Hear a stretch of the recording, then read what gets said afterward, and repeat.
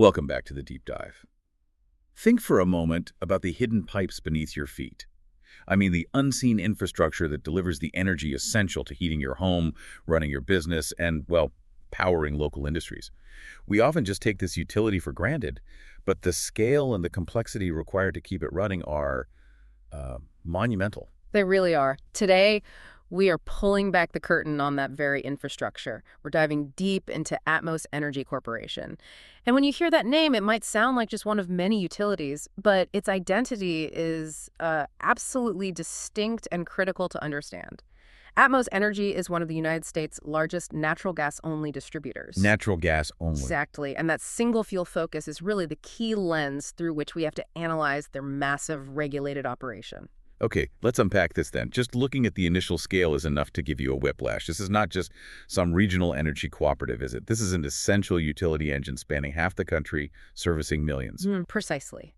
The numbers put them immediately into the top tier of utility providers.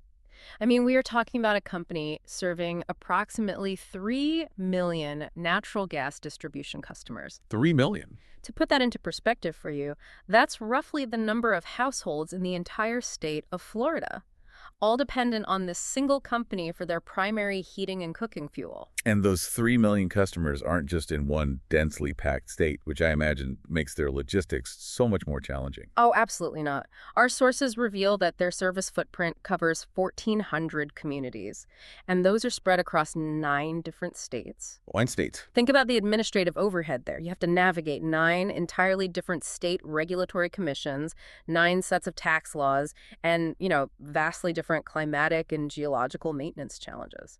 That geographic scope is visually staggering. Our sources use a great phrase to capture it. They say their operation stretches from the Blue Ridge Mountains in the east to the Rocky Mountains in the west. It's a fantastic way to put it.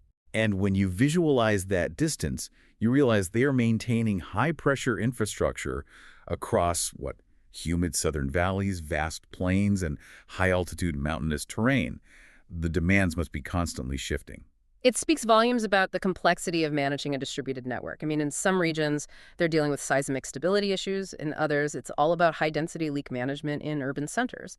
It is a logistical chess game, really, played on a national scale. So what's the roadmap for this deep dive? We have some pretty dense material here, from tracing their century-old roots all the way to analyzing a fully simulated training city. Our mission is comprehensive. We'll begin by tracing their origins, analyzing how a small 1906 Texas entity became this powerhouse utility listed on the S&P 500.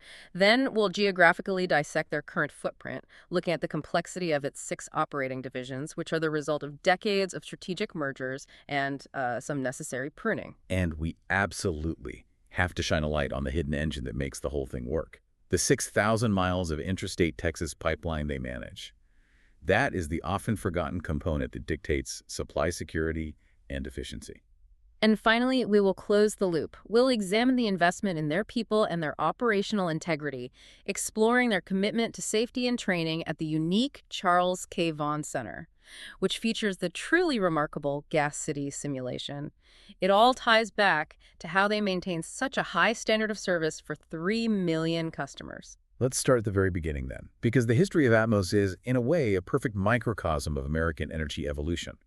The roots of the company trace all the way back to the dawn of the 20th century, specifically 1906. That date is significant. It places their founding squarely in the era of rapid industrialization and the initial large-scale development of natural gas resources in the American West. And, fittingly, it all started in the panhandle of Texas, a region that, remains central to U.S. energy production to this day. So the sources detail that over the decades, this initial entity didn't stay static. It went through a long, complex process of combinations and mergers, and it eventually transformed into what was known as Pioneer Corporation. Ah, Pioneer Corporation. That's a crucial historical marker. It was described as a large, diversified West Texas energy company. And when we say diversified, we mean they were involved in everything: exploration, production, maybe even some electricity generation. They were a sprawling energy conglomerate, really typical of that era. But the major pivot point, the one that truly defined the entity we're looking at today, came in 1981. That's when the company incorporated and made this decisive, you could say genius, strategic shift to become a fully regulated natural gas-only distributor. And this is where we get a key analytical insight. Why natural gas only? And why fully regulated? By making this move in 1981, they intentionally traded the potential high growth and, high risk associated with exploration, the volatile upstream market, for the guaranteed stable returns inherent in the regulated utility model. So they were prioritizing stability over speculation. Exactly. Regulatory agencies, in exchange for giving a utility a regional monopoly, allow that utility to earn a predictable rate of return on its capital assets. Atmos chose that defensive business model. They locked in their identity as a utility stock one that appeals to investors looking for steady dividends and low volatility rather than, say, a wild energy play. This shift established the core of their entire operational mindset. And that focus led directly to independence just a couple of years later. In 1983, the natural gas distribution division of Pioneer, which was then known as Energas, was formally spun off. And Energas became the independent, publicly held natural gas distribution company. This was the moment the distribution business was uncoupled from the volatility of Pioneer's other energy ventures. They essentially took the most stable, regulated component and set it free to focus purely on building out that distribution network across the region. And the corporate identity solidified in October 1988, when Energas changed its corporate name to Atmos Energy Corporation. This was the rebranding they needed for the growth phase that followed. And of course, their stock began trading on the New York Stock Exchange, the NYSE, under the ticker symbol ATO.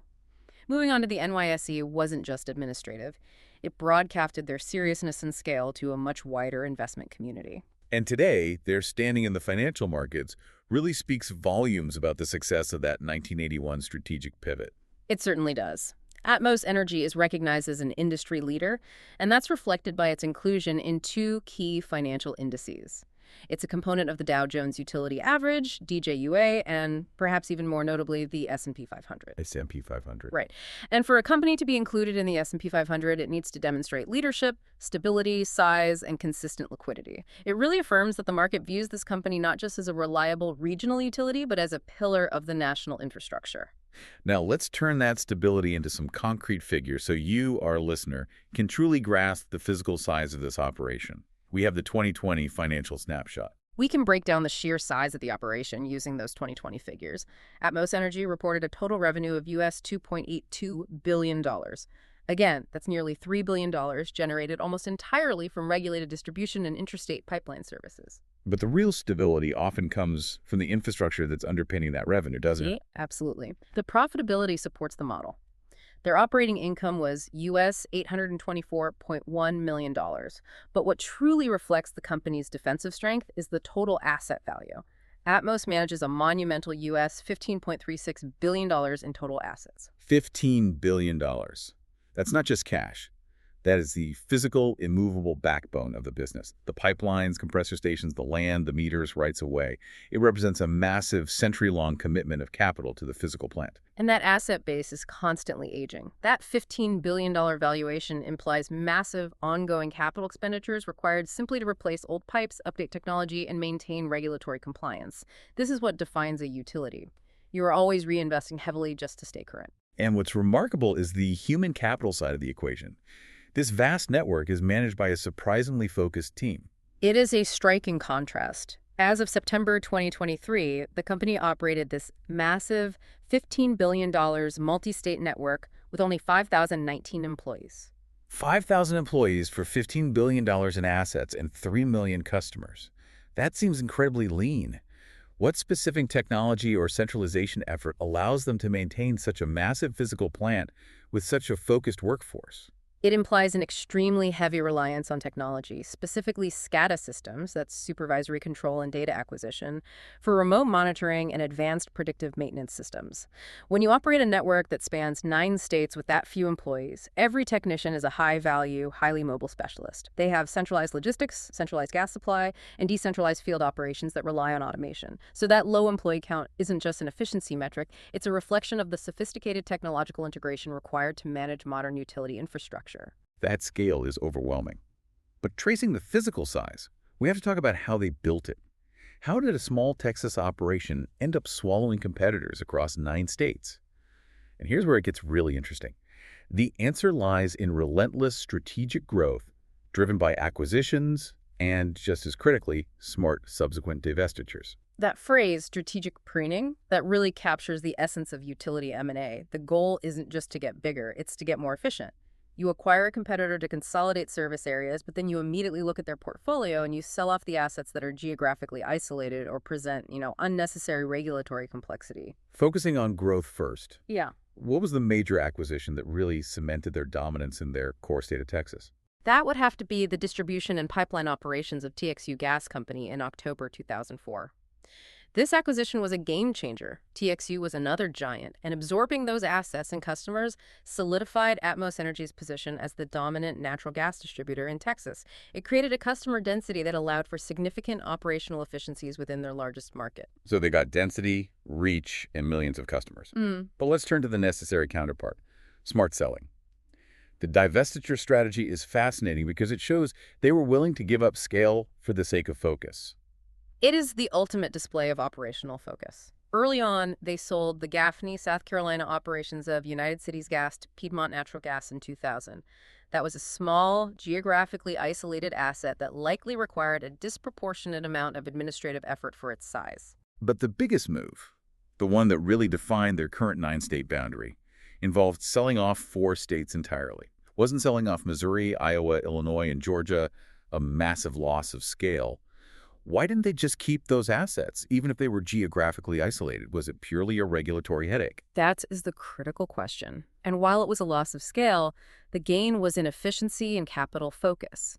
When they sold these operations to Liberty Utilities in 2012 and 2013, they were deliberately streamlining. The core issue was managing operations that were too far removed from their Texas-centered logistical and management hubs. So managing a system in Illinois, far from their existing network in, say, Texas or Kentucky or Colorado, meant creating entirely separate administrative and regulatory bodies for a relatively small footprint there. Precisely.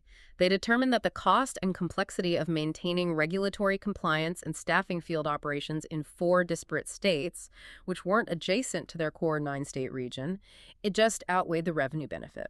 By selling them, they raised capital to reinvest solely in modernizing and integrating the core 9 states, achieving higher efficiency and better compliance where they already had density. It was a strategic trade of peripheral scale for central intensity. This relentless merging and pruning has resulted in the current operating model, which is defined by 6 specific divisions. Each one carries the DNA of the companies they absorbed. Let's guide the listener through the division breakdown, as this is really the current geography of the enterprise. We have to start where the power base lies, the Mid-Tex Division. This is the operational heart of the company and manages the most crucial regulatory legacy. This division incorporates legendary Texas names like Lone Star Gas and, of course, the distribution assets from that massive TXU gas acquisition of 2004. So this division is effectively managing the regulatory legacy of 3 of the largest Texas utilities ever formed, which explains the high density of their customer base in and around the Dallas-Fort Worth Metroplex. Right, and moving out from that epicenter, we find the West Texas Division. This represents the company's very oldest roots, comprising Amarillo Gas, Pioneer Natural Gas, and the original spin-off company, Energas. This division covers the vast, more geographically dispersed foundational network of the Texas Panhandle. Now, let's track their expansion into the Gulf Coast region. The Louisiana division is a textbook example of growth via strategic roll-up, right? It was built through 2 significant acquisitions. Trans-Louisiana Gas in 1988, followed by the integration of Louisiana Gas Service in 2001 from Citizens Utilities. And right next door, the Mississippi Division was solidified by acquiring Mississippi Valley Gas in 2001. So in the span of just a few years, around the turn of the millennium, they built an impressive, contiguous Gulf Coast footprint by absorbing these state-specific giants. Moving north toward the Appalachian region, we have the Kentucky Mid-States Division. This division is a merger of Western Kentucky Gas Company acquired in '89 and United Cities Gas acquired in '97. And finally, reaching their westernmost boundary and stretching toward the Rockies is the Colorado-Kansas Division. This footprint began with the acquisition of Greeley Gas in 1993, which anchored them in Colorado, and was later expanded by adding the Kansas units of United Cities Gas in 1999. That sequence, acquiring a regional anchor like Greeley Gas and then strategically adding adjacent assets from dissolving entities like United Cities Gas, is the perfect micro-example of their overall strategy. It's targeted regional consolidation. And this constant merging and renaming leads to our core analytic insight for this section. The structure of these 6 divisions is not merely geographic, it's a practical administrative necessity. Every time they absorb a new company, they're taking on its legacy regulatory history, its state-specific rate filing requirements, and its entire history of infrastructure management.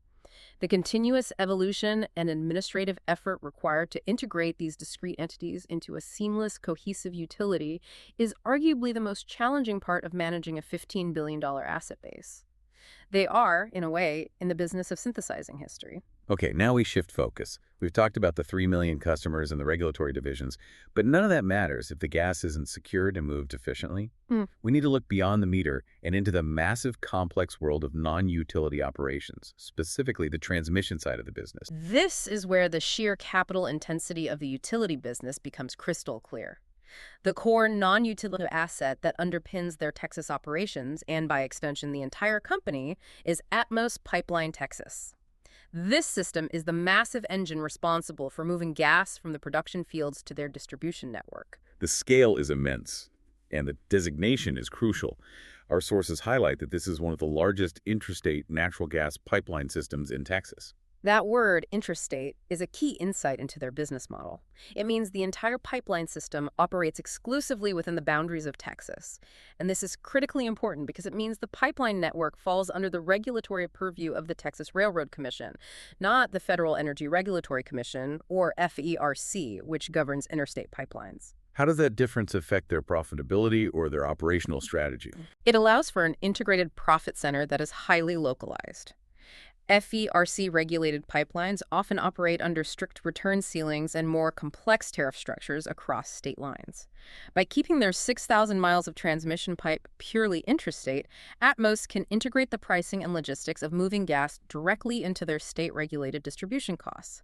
It creates a unique, self-contained supply security and regulatory environment within their primary market. Let's talk numbers on that hidden network. We're talking approximately 6,000 miles of transmission pipelines solely within the state of Texas. 6,000 miles. You have to visualize that. It's like burying a highway system stretching from New York to California and then running it almost entirely underground in just one state, dedicated just to moving energy. This is a staggering amount of steel infrastructure that requires constant monitoring and maintenance. And where does this massive network connect? It must be linked to the core trading hubs of the region. It is. It's strategically engineered to connect directly to 3 major Texas market centers: Waha, Carthage, and Katy. To put these in context for you, these are the massive clearinghouses, the equivalent of the New York Stock Exchange, but for natural gas. Waha is critical for West Texas supply, while Katy and Carthage are vital for East Texas and Gulf Coast trading. Connecting to these hubs ensures maximum flexibility for sourcing gas. What's also fascinating is its proximity not just to the trading hubs, but to the actual source of the fuel itself. That's a fundamental strategic advantage. The pipeline infrastructure is specifically located near existing, new, and proposed gas production fields. Our sources specifically mention its proximity to the vast Barnett Shale in North Texas and the Bossier Sand in East Texas. So they essentially bypass intermediate transporters and plug directly into some of the most prolific, cost-effective gas supply points in North America. Exactly. This strategic positioning minimizes transportation risk and costs, securing a highly reliable direct feed for their distribution network. This level of vertical integration, owning the pipe from the wellhead field to the customer meter, is rare and highly advantageous in a competitive supply market. So this 6,000-mile network moves gas from the shale fields through the trading hubs. Who are the customers that rely on this massive engine? Well, the network's primary function is to serve its owner. It transports gas to the largest local distribution company in Texas, which is Atmos itself, serving its own Mid-Tex and West Texas divisions. So the pipeline division is essentially guaranteeing supply security for the distribution division. Yes, but its reach extends beyond that internal role. Because of its scale and strategic location, the system also transports gas for smaller utilities. Critical industrial end users, think chemical plants or major manufacturers that need constant feed, and independent power plants that rely on gas turbines for electricity generation. It even acts as an interconnect, transporting gas for other pipelines moving product across the national grid. Shifting from the physical assets to the commercial intellect, we need to discuss gas supply and planning. This team is the logistics engine that determines what gas to buy, when, and from whom, making sure the whole system never runs dry. This is the brain of the commercial operation. The role of Atmos Energy gas supply and planning, or gas supply, is fundamental. They acquire every single cubic foot of gas needed for the residential, commercial, and industrial customers across all 9 states. They are the market experts navigating real-time price volatility. Let's quantify the demand they are managing. How much gas are we talking about buying every year? They purchase a staggering amount, around 290 to 300 BCF, that's billion cubic feet of gas annually for their distribution customers. 300 BCF. That's a number that's hard to grasp in isolation. What does 300 BCF actually mean in real-world energy terms? To put 300 BCF in context for you, that is roughly enough energy to heat every single home in a large state like New York or Texas for one full, intense winter month. It's a massive logistical chess game to ensure that volume is always available, especially during unexpected cold snaps when demand peaks instantly. And to manage that volume, their sourcing strategy must be complex. They have to use every available channel. Oh, absolutely. Gas supply utilizes a diverse portfolio, sourcing natural gas from wellhead producers, those extracting the gas directly, and established commercial suppliers, which include traders and major commodity intermediaries. They simply can't afford to rely on just one source or one region. And this leads to the Financial Balancing Act. How do they structure those substantial purchases to ensure both security and cost efficiency, given that they're a regulated utility? The sources highlight that they rely on a mix of financial commitments. They use long-term commitments for securing their baseload, that's the predictable daily demand, which stabilizes pricing. And critically, they also rely on purchases from the daily spot market, the gas that trades day-to-day to meet peak demand spikes, especially in winter. So they have to manage two entirely different financial and logistical models at the same time. Long-term security versus immediate volatile purchases. Exactly. And this process is intensely sophisticated. They have to constantly balance security, lock in price efficiency, and manage the regulatory requirement that they pass along the lowest reasonable cost to consumers across 9 different state regulations. It's a challenge that is far more complex than simply buying gas. It's about risk mitigation on a massive scale. The entire section, the 6,000 miles of infrastate pipe and the 300 BCF purchasing engine, is the unseen complexity required to be a gas-only distributor. So what does this all mean? We've covered the $15 billion in assets, the vast geographic spread, and the strategic logistics of supply. But ultimately, all of that infrastructure is managed by those 5,000 employees we discussed. And when you're moving pressurized natural gas across thousands of miles, safety is not optional. It is a moral and regulatory mandate. This brings us to a crucial element, the investment in people. This is the section where we see that immense operational commitment made physical and instructional. Utility work carries exceptionally high stakes. An error in pipeline management can lead to catastrophic public safety incidents and massive operational disruption. Therefore, the training and certification element is central to their regulatory viability. And the centerpiece of this massive training commitment is a specific facility named after the company's founder, Charles K. Vaughan. Correct. The Charles K. Vaughan Center is located in Plano, Texas. It recognizes the foundational role of the company's first chairman and CEO. This isn't just a simple classroom building. It is a purpose-built technical institution. What is the primary function of this state-of-the-art facility? Is it mainly for new hires, or is it a continuous process? It's designed to serve both. It's a technical training facility built for new technicians who need foundational safety and operational knowledge, but also for veterans who need ongoing updating and reinforcement of highly specialized skills. And the necessity of that training is mandated by law, isn't it? It's absolutely non-negotiable. Because of federal and state regulations governing pipeline integrity, technicians must be certified and recertified on a regular basis. The center provides the formal, controlled environment necessary to meet those rigorous requirements, ensuring that every employee handling pressurized infrastructure is current on the latest safety protocols and repair techniques. You simply cannot allow for skill obsolescence in this industry. Let's talk about the most unique and memorable detail we found regarding the Vaughan Center, the incredible functional simulation environment they call Gas City. This is training taken to an entirely different level. Gas City is where theory meets high-stakes reality. It's the ultimate visual demonstration of their commitment. It's not a stage set. It is a fully functional, simulated community built specifically to replicate a real-world operating environment down to the smallest detail. Describe the environment for the listener. What kind of scenarios can technicians run here? The facility is extensive. Gas City features simulated houses, mini apartments, commercial buildings, and actual city streets. This mirrors the diverse topography of a real service area. Technicians train on everything from routine meter installation in a residential basement to diagnosing a high-pressure leak beneath a mock commercial kitchen. But the crucial distinction is that this infrastructure is live, right? It features working natural gas lines. That is the critical detail that separates simulation from theory. The simulated community features working natural gas infrastructure, meaning they're practicing on actual pressurized systems. Employees are required to use sensitive equipment to locate, say, a pinhole leak in a residential service line or repair a main break in a busy street, all under controlled but realistic conditions. They build crucial muscle memory and decision-making skills without risking public safety. And the simulation even extends beyond the local distribution level, connecting back to that massive 6,000-mile Texas intrastate pipeline we analyzed earlier. Yes, to ensure comprehensive training for their pipeline division, Gas City includes a short gas transmission pipeline with pig launchers. Let's pause there, because pigging is a highly specialized term that the average listener might not fully grasp. You mentioned it involves cleaning or inspecting the line, but why is training with a pig launcher so mission critical? Pigging is absolutely essential to pipeline integrity. The pig is a physical cylindrical device. Sometimes it's a cleaning tool, other times it's a sophisticated sensor package equipped with advanced metallurgy readers that is launched into the pipe and travels along with the flow of the gas. Its job is to detect things like stress fractures, corrosion, or material degradation before they can lead to a catastrophic failure. So, training with a pig launcher means training on the precise, meticulous, and remote operation required to maintain the integrity of that 6,000-mile asset base. Exactly. It requires specialized knowledge to safely insert and receive the pig, monitor its progress across miles of pipeline, and analyze the resulting data.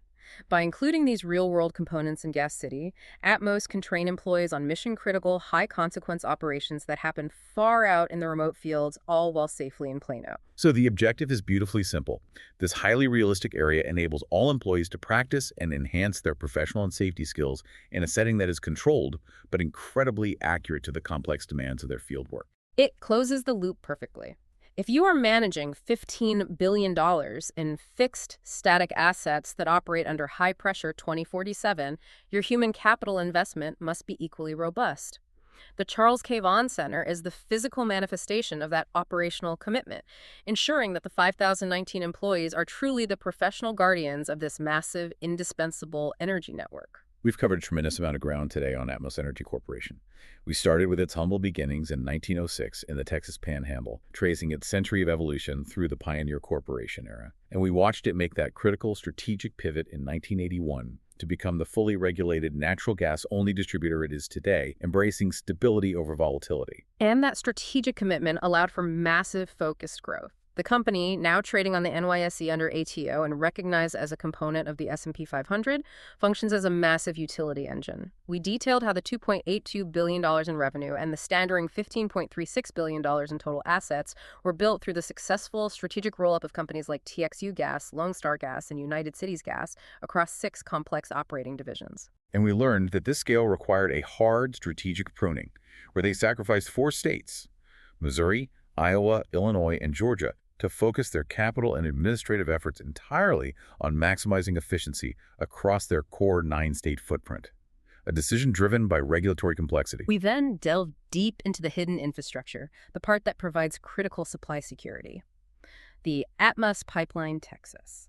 We explained that 6,000-mile interstate system's unique regulatory status under the Texas Railroad Commission, allowing them to tightly integrate supply from fields like the Barnett Shale and Bossier Sand. And this whole engine is underpinned by the sophisticated procurement of 290 to 300 BCF of gas annually through their gas supply and planning team, managing long-term contracts alongside the volatile daily spot market. Finally, we saw the culmination of their operational excellence visualized in the Charles K. Vaughan Center in Plano, Texas. The sheer realism of Gas City, with its working houses, commercial buildings, and even those pig launchers, demonstrates the deep, non-negotiable commitment required to certify and recertify the specialized workforce responsible for maintaining pipeline integrity across millions of customers.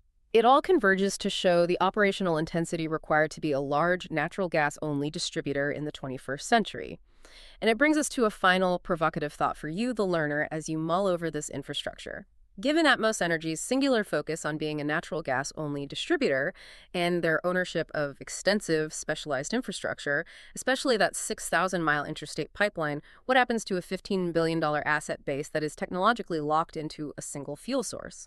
As energy markets rapidly evolve and transition toward decarbonization, what is the long-term structural risk for a company that has so successfully doubled down on natural gas infrastructure? That is the billion-dollar question that Atmos management and investors must constantly grapple with.